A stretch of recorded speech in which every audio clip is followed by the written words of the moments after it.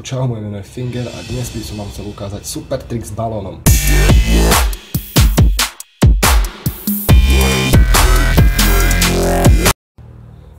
Čo si myslíte, čo sa stane s týmto balónom, ak do neho pichneme špilkou?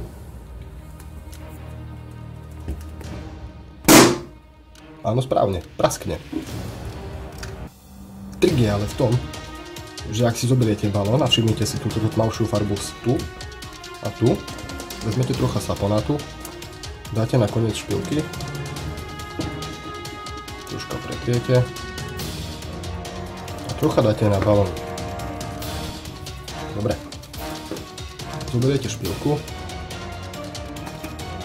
a snažíte sa do tmavej farby pichnúť. Krásne vošla.